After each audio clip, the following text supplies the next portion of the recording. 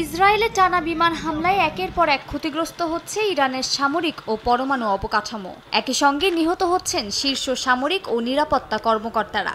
বিশেষজ্ঞরা বলছেন এতে চরমভাবে দুর্বল হয়ে পড়েছে ইরানের সিদ্ধান্ত গ্রহণ কাঠামো।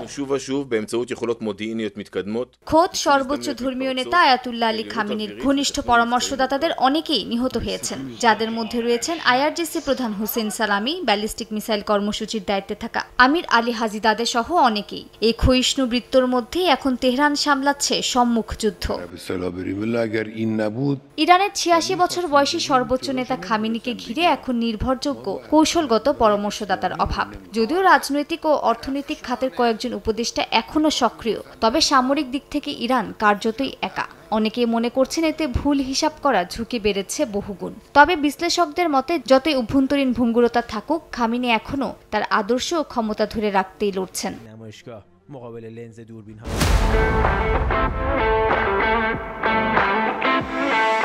যুদ্ধের শুরু থেকে নেতানিয়াহুর পাশে রয়েছেন মার্কিন প্রেসিডেন্ট ডোনাল্ড ট্রাম্প। শুধু পাশে থাকার বার্তাই নয়, বরং ইসরায়েলের পক্ষ নিয়ে সরাসরি যুদ্ধে জড়ানোরও ইঙ্গিত দিয়েছেন তিনি। ট্রাম্প ছাড়াও ইউরোপের প্রায় সব দেশই এই যুদ্ধে পরোক্ষভাবে তেল আবিবের পাশেই দাঁড়িয়েছে। রাশিয়া, তুরস্ক, চীন ইরানের পাশে থাকার কথা জানালেও প্রত্যক্ষভাবে সাহায্যের কোনো তথ্য নেই। ইসরায়েলি হামলায় হিজবুল্লাহর শীর্ষ নেতারা নিহত হওয়ার পর মুখ থুবড়ে পড়েছে সশস্ত্র সংগঠনটি। ইরাক নিজেকে নিরপেক্ষ রাখার চেষ্টা করছে, তবে মিত্রশূন্য এই পরিস্থিতিতে একমাত্র কিছুটা সক্রিয় রয়েছে ইয়েমেনের হাউথি বিদ্রোহীরা। মালিহা সুহরাওয়ার্দী, সময় সংবাদ।